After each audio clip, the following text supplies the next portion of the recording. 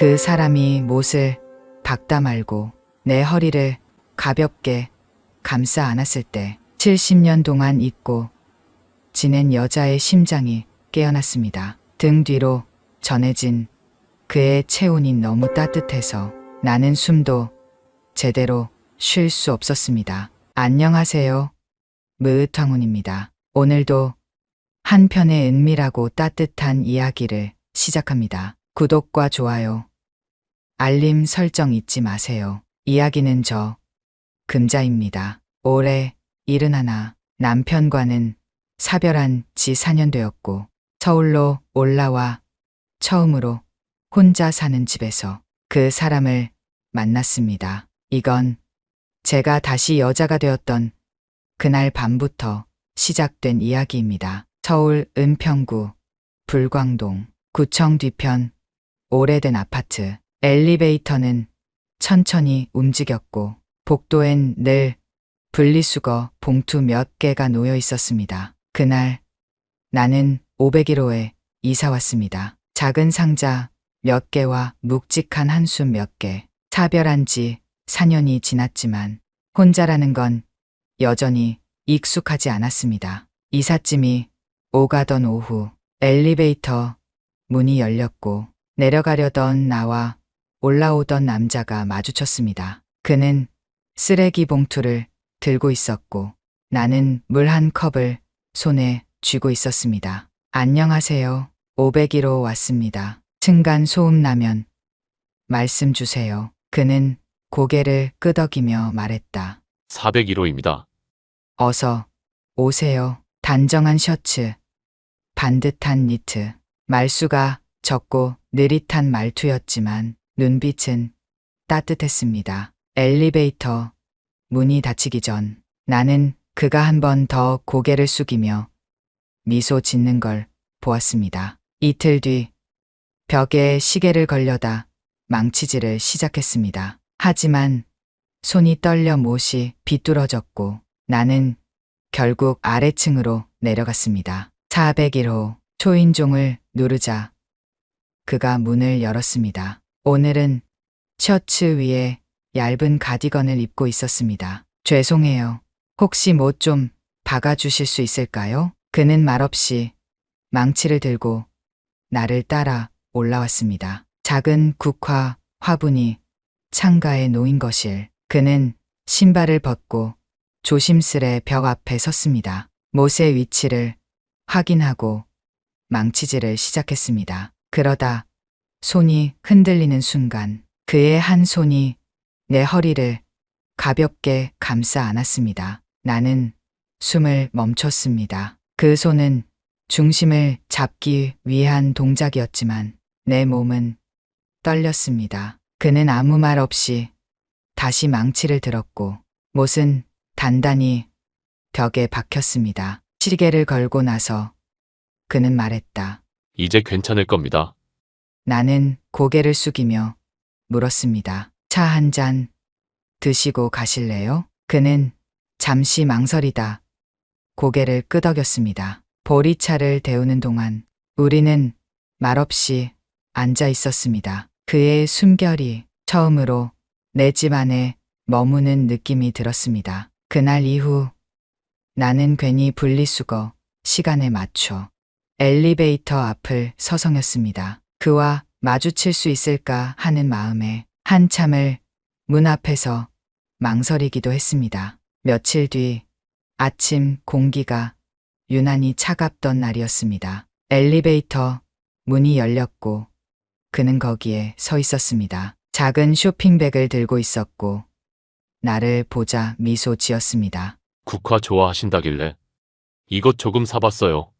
나는 놀라며 그 쇼핑백을 받았습니다. 그 안에는 노란 국화 2송이와 보리차 티백 몇 개가 담긴 작은 봉투가 있었습니다. 감사해요. 이렇게까지 하시지 않으셔도 되는데. 그는 고개를 가볍게 저으며 말했습니다. 그날 따뜻했습니다. 오래간만에 누군가와 차 한 잔 나눈 게 참 기분 좋더라고요. 그 말이 마음속 깊이 스며들었습니다. 그날 오후 나는 국화를 유리병에 꽂아 창가에 올려두었습니다. 그 꽃을 보며 나도 모르게 미소 짓는 시간이 늘어났습니다. 그리고 일주일쯤 지났을 무렵 그가 복도에 기대어 앉아 있는 걸 보았습니다. 이마엔 식은땀이 맺혀 있었고 손은 무릎 위에서 떨리고 있었습니다. 괜찮으세요? 내 목소리가 떨렸습니다. 그는 천천히 고개를 들며 말했습니다. 조금 어지럽네요.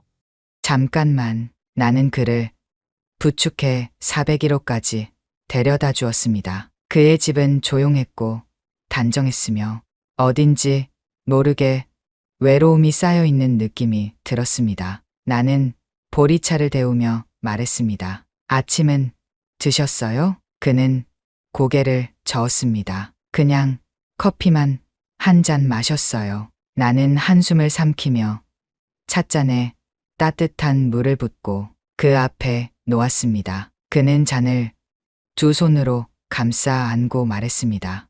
향이 금자씨 같네요. 조용하고 따뜻해서. 나는 대답하지 못했습니다. 그저 가슴이 저릿하고 손끝이 다시 떨렸습니다. 그날 밤 나는 쉽게 잠들 수 없었습니다. 그의 얼굴이 자꾸 떠올랐습니다. 그가 의자에 앉아 허리를 움켜쥐던 모습, 찻잔을 손에 쥔 채 손끝이 미세하게 떨리던 순간 문득 이상한 예감이 들었습니다. 다음 날 아침 나는 빵과 계란을 들고 그의 집을 찾았습니다. 그는 의자에 앉아 있었고 테이블 위엔 반쯤 비워진 약봉지가 놓여 있었습니다. 어제 너무 무리하셨던 거 아니에요? 그는 조용히 웃으며 말했습니다. 사실 어제 오후 내내 허리가 너무 당기더라고요. 며칠 전부터 관절염 약을 안 먹었거든요. 몸이 좀.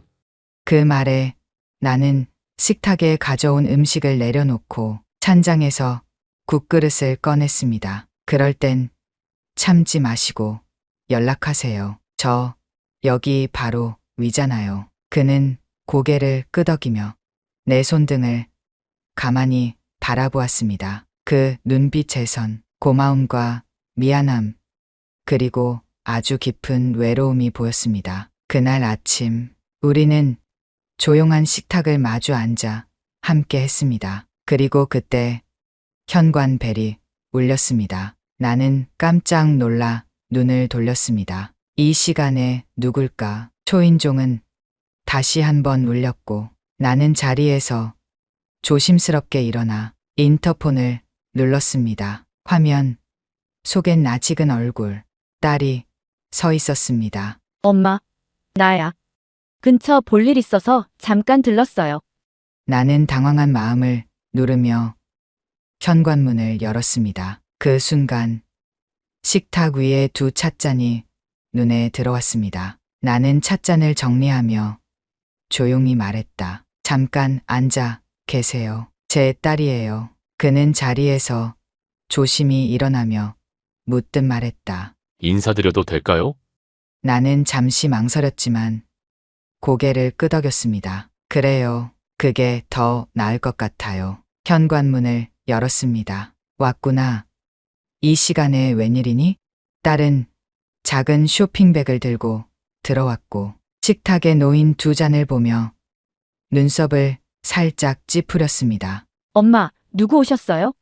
나는 잠시 망설이다 말했다. 같은 동 사시는 분이야. 몸이 안 좋아 보여서 아침 좀 챙겨드렸어. 딸은 고개를 끄덕였지만 그 눈빛엔 의심과 걱정이 함께 섞여 있었습니다. 나는 아무렇지 않은 척 딸을 식탁에 앉히고 냉장고에서 과일을 꺼냈습니다. 손에 쥔 사과칼이 자꾸만 미끄러졌고 딸의 시선은 내 손보다 내 표정을 더 살피고 있었습니다. 엄마, 요즘 괜찮아요?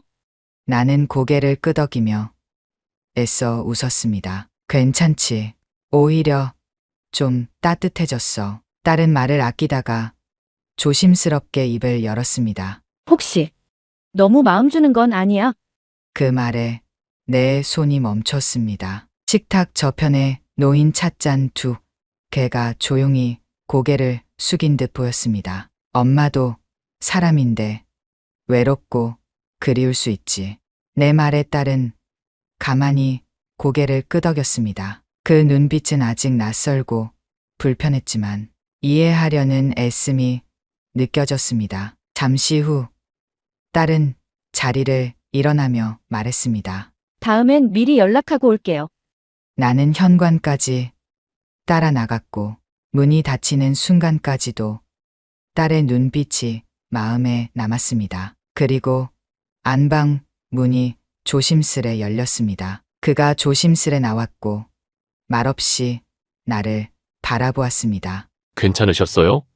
그는 고개를 끄덕이며 미소 지었습니다. 그래도 딸이 있어서 좋으시겠어요. 나는 잠시 눈을 감았다가 작게 중얼거렸습니다. 조금은 무거운 마음이에요. 그는 내 손등 위에 조심스럽게 손을 올렸습니다. 그 따뜻한 감촉에 나는 다시 숨을 길게 내쉬었습니다. 그날 저녁 우리는 아무 말 없이 차를 마셨습니다. 두 사람의 마음이 조용히 다시 이어지는 소리만이 방 안에 맴돌았습니다. 며칠 뒤 아침 공기가 유난히 차갑던 날이었습니다. 엘리베이터 앞에 섰지만 그는 보이지 않았습니다. 3일째 모습이 안 보였습니다. 창밖으로 내려다본 401호에도 불이 꺼져 있었습니다. 걱정스러운 마음에 나는 결국 401호 문을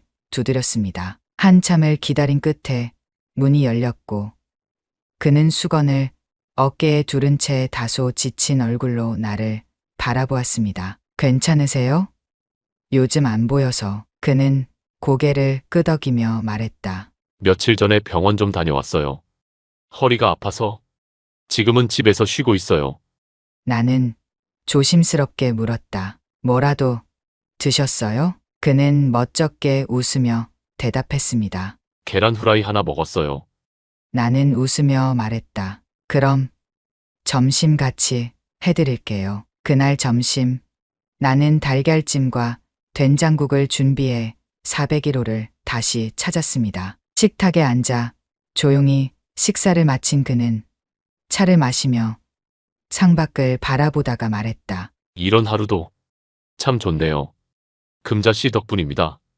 나는 조용히 그의 손등을 감싸주었습니다. 감사해요. 이렇게까지 하시지 않으셔도 되는데. 그는 고개를 가볍게 저으며 말했습니다. 그날 따뜻했습니다. 오래간만에 누군가와 차 한 잔 나눈 게 참 기분 좋더라고요. 그 말이 마음속 깊이 스며들었습니다. 그날 밤 나는 그의 집 앞에 놓인 찻잔을 떠올리며 베란다에 섰습니다. 401호 창문엔 은은한 불빛이 새어나오고 있었고 그 불빛이 내 창문까지 조용히 퍼졌습니다. 식탁 위 아직 닦지 않은 찻잔 하나가 보였습니다. 그의 손끝이 닿았던 그 잔, 식지 않은 마음처럼 남아 있었습니다. 며칠 뒤 그에게 전화가 왔습니다. 금자 씨, 오늘 저녁 괜찮으세요?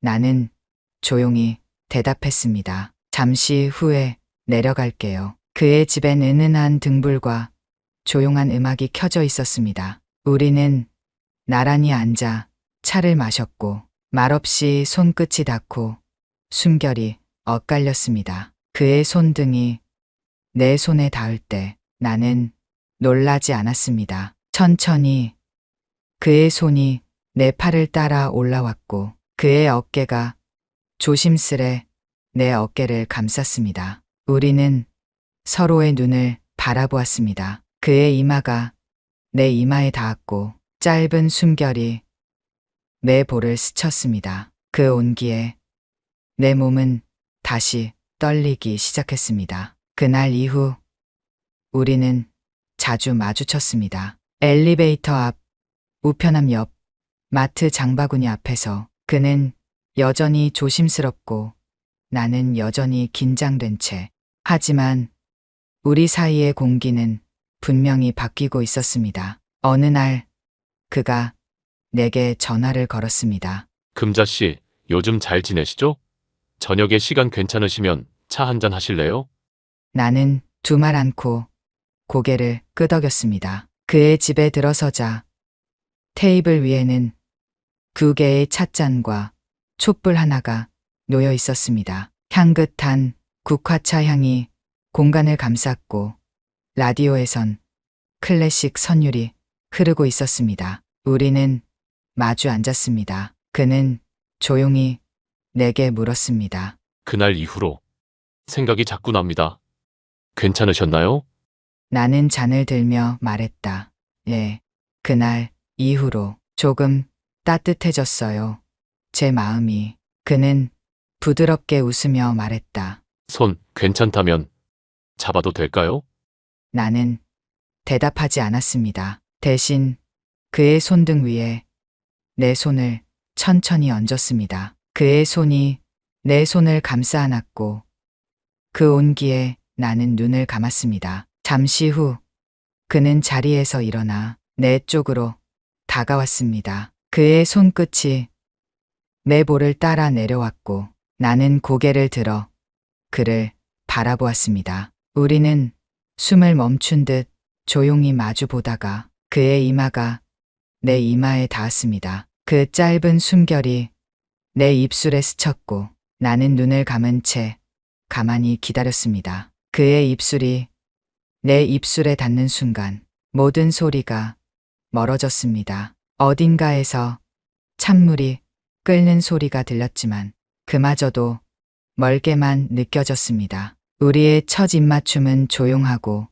따뜻하고 오래도록 이어졌습니다. 그는 한 발짝 물러서며 조용히 말했다. 미안해요. 너무 갑작스러웠죠?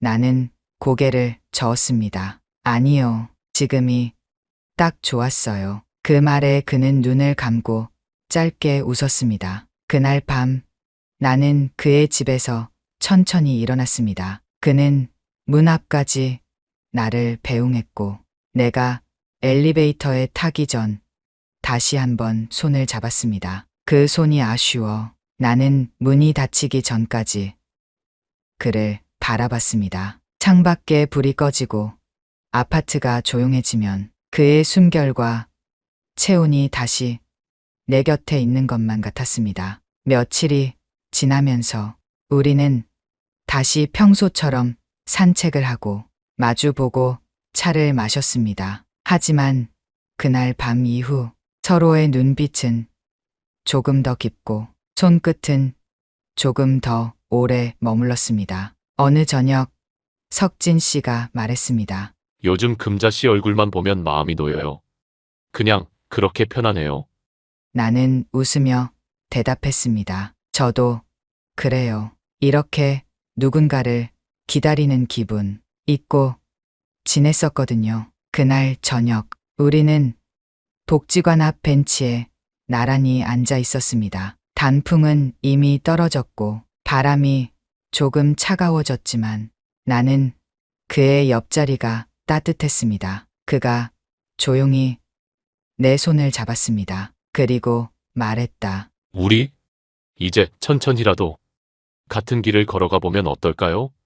나는 대답 대신 그의 어깨에 머리를 기댔습니다. 그 밤 다시 그의 집으로 향했습니다. 이번엔 그가 먼저 내 겉옷을 받아들고 따뜻한 차를 내주었습니다. 우리는 말없이 음악을 들었습니다. 그는 나를 조심스레 안았고 나는 그 품에서 가만히 숨을 쉬었습니다. 감정도 감각도 서로에게 조금씩 더 익숙해지고 있었습니다. 우리는 천천히 그러나 더욱 깊이 서로의 마음과 몸을 나누기 시작했습니다. 그날 밤 이불 속에서 다시 맞닿은 우리의 몸은 더 이상 낯설지 않았습니다. 그의 따뜻한 입김이 내 봉긋한 곡선을 따라 스쳤고 그 손끝이 내 허리를 어루만질 때마다 내 몸은 한 번씩 떨렸습니다. 그의 손이 등 뒤로 천천히 내려오며 나의 숨결이 점점 거칠어졌습니다. 나는 눈을 감고 그의 온몸이 내게 포개지는 걸 느꼈습니다. 그의 무게는 무겁지 않았고 그 움직임은 조심스러웠습니다. 내 목덜미에 닿는 그의 입술은 마치 오래된 시처럼 천천히 스며들었고 그 손은 부드럽게 나를 감쌌습니다. 내 몸은 점점 뜨거워졌고 오랜 시간 닫혀있던 감각들이 하나씩 열리기 시작했습니다. 그의 입술이 가슴께에 닿았을 때 나는 짧게 숨을 들이쉬며 오랫동안 봉인돼 있던 여자의 속삭임을 떠올렸습니다. 그의 손길은 멈추지 않았습니다. 살짝 솟은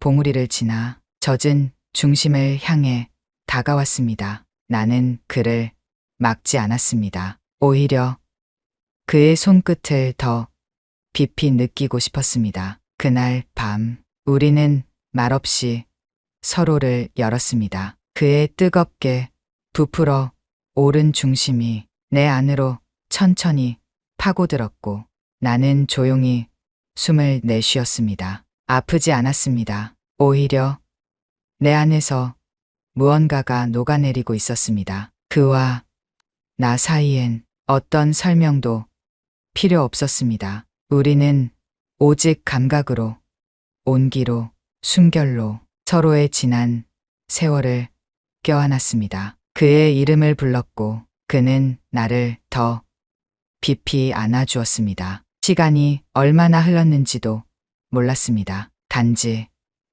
그 품 안에서 나는 다시 살아있음을 느꼈습니다. 늦가을 밤 우리는 이불 속에서 서로의 온기를 나누었습니다. 그의 뺨에 내 손이 닿았고 그는 눈을 감은 채 미소를 지었습니다. 그 순간 나는 확신했습니다. 이 사람이라면 내 남은 계절을 함께 걸어가고 싶다고. 그리고 아침이 찾아왔습니다. 그는 먼저 깨어 주방에서 조용히 무언가를 준비하고 있었습니다. 따뜻한 물에 계란을 삶고 두부를 썰어 된장국을 끓이는 손길이 낯설지 않았습니다. 나는 살며시 그의 등 뒤로 다가가 팔을 감았습니다. 그는 뒤돌아보며 웃었고 나는 속삭였습니다. 마치 신혼부부 같네요. 그는 고개를 끄덕이며 말했습니다. 당신 덕분에 아침이 이렇게 따뜻한 건 정말 오랜만이에요. 우리는 마주 앉아 조용히 아침을 먹었습니다. 된장국에서 김이 올라오고 반찬 그릇 사이로 그의 손이 내 손을 살짝 스쳤습니다. 식사를 마친 후 그는 내 손을 잡아 이불로 이끌었습니다. 말은 없었습니다. 하지만 그 눈빛 하나로 우리는 다시 서로의 감정을 확인할 수 있었습니다. 이번엔 더 부드럽게, 더 천천히 서로의 체온을 나누었습니다. 그의 손이 내 허리선을 따라 움직일 때마다 숨이 막혔고 내 몸은 조용히 그의 품으로 녹아들었습니다. 그 손은 등을 따라 부드럽게 내려왔고 허리깨를 천천히 쓸며 나를 안았습니다. 나도 모르게 그에게 몸을 더 기댔고 그의 손끝이 등 아래로 내려오며 나의 굴곡을 천천히 따라갔습니다. 입술이 다시 내 목선을 타고 내려왔고 숨결이 귓가에 머물 때 나는 온몸으로 그를 받아들였습니다. 그의 체온이, 그의 향기가 아침 햇살보다도 더 따뜻하게 내 살결 안으로 스며들었습니다. 나는 눈을 감았고 그의 품 안에서 천천히 숨을 내쉬었습니다. 이 순간만은 시간마저 멈춘 듯 했습니다. 그날 아침 우리는 한 번 더 서로의 온기 속으로 깊이 스며들었습니다. 하지만 그 따뜻했던 순간도 잠시, 며칠 후부터 나는 몸이 점점 무거워졌습니다. 기침이 잦아지고 몸에 열이 올라 식탁 앞에 오래 앉아 있는 것도 힘겨웠습니다. 그날은 특히 허리가 욱신거리고 머리가 띵하게 울렸습니다. 나는 이불을 덮고 누운 채 하루 종일 창밖만 바라보았습니다. 401호의 창문에서 비치는 불빛도, 그가 내게 건넸던 따뜻한 말들도 멀게만 느껴졌습니다. 정오쯤 초인종이 울렸습니다. 나는 간신히 몸을 일으켜 눈을 열었습니다. 그가 서 있었습니다. 작은 검은 봉투를 들고. 괜찮으세요? 요 며칠 얼굴을 못 봐서. 나는 힘없이 웃었습니다. 몸살 기운이 좀 있어서 그냥 쉬고 있었어요. 그는 조심스럽게 집 안으로 들어왔고 주방으로 향해 봉투 안에서 죽과 과일을 꺼내 놓았습니다. 죽이라도 조금 드셔야죠. 약도 함께 넣어뒀어요. 나는 아무 말 없이 고개를 끄덕였습니다. 그는 조용히 내 이마에 손을 얹었습니다. 그 손끝에서 전해지는 온기에 나는 눈을 감았습니다. 열이 있네요. 조금이라도 드시고 따뜻하게 누워 계세요. 그가 떠난 뒤 나는 죽 한 숟갈을 삼키며 그가 남기고 간 손의 온도를 떠올렸습니다. 어쩌면 이 감정이 사랑이라는 걸 그제야 확실히 알 수 있었습니다. 이틀쯤 지나고 열이 조금씩 내리기 시작하자 그는 다시 내 집을 찾았습니다. 이번에는 장바구니를 한가득 들고 와선 주방에 서서 미역국을 끓였습니다. 아플 땐 미역국이 제일이에요. 이건 제 방식이에요. 국에서 김이 모락모락 피어오르고 그가 식탁에 조심스레 그릇을 내려놓자 나는 무언가 울컥 올라오는 걸 느꼈습니다. 누가 이렇게까지 챙겨주긴 참 오래됐네요. 그는 말없이 내 손을 가볍게 감쌌습니다. 이젠 내가 있잖아요. 그 말에 나는 조용히 그의 손을 꼭 잡았습니다. 그 손 안에서 병든 몸도 마음도 천천히 풀리는 것 같았습니다. 그날 밤 그는 내가 잠들 때까지 머물렀고 잠결에 그의 숨결이 내 이마를 스쳐갔습니다. 그 따뜻함이 그 무엇보다 큰 위로가 되었습니다. 며칠 뒤 몸이 거의 회복되었을 무렵 나는 따뜻한 이불을 정리한 뒤 그에게 문자를 보냈습니다. 오늘 저녁 시간 되세요? 그는 이내 답장을 보냈습니다. 금자 씨만 괜찮으시다면 언제든요.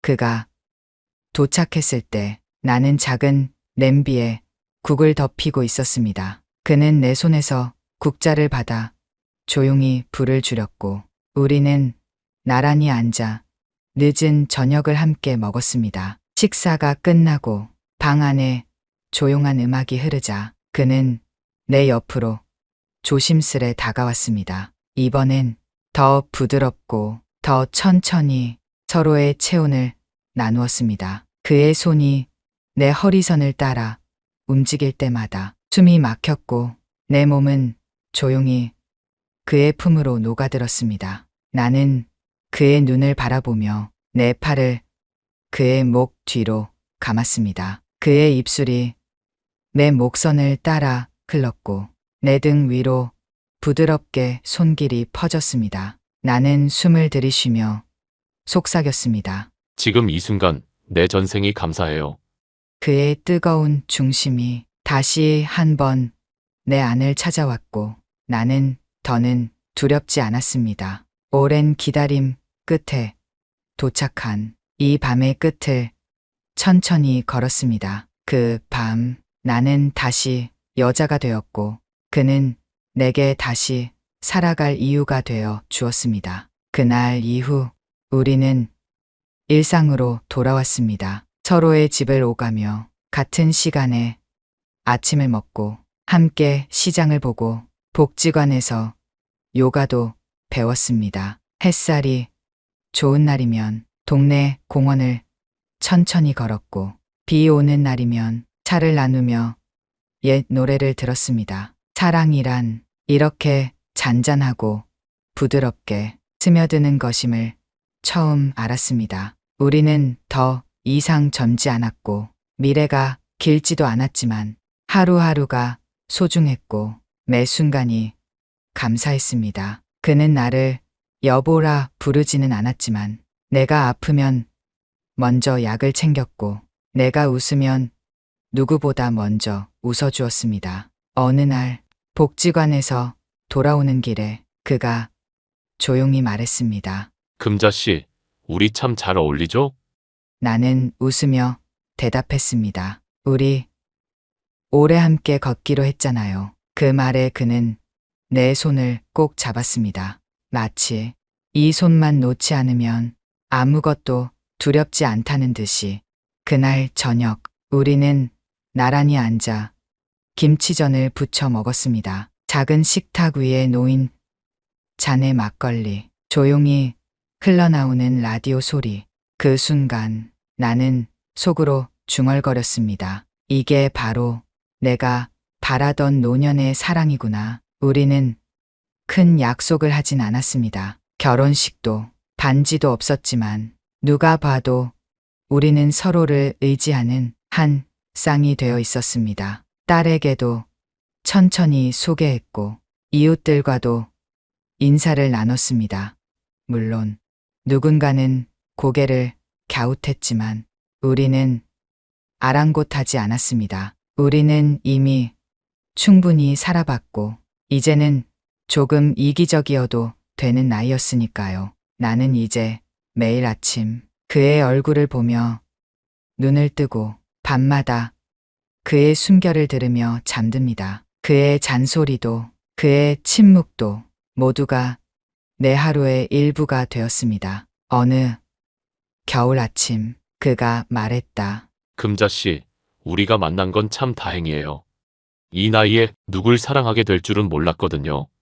나는 조용히 그의 손을 잡고 대답했습니다. 저도요. 다시는 사랑하지 않을 줄 알았어요. 그런데 당신 덕분에 내 삶이 다시 따뜻해졌어요.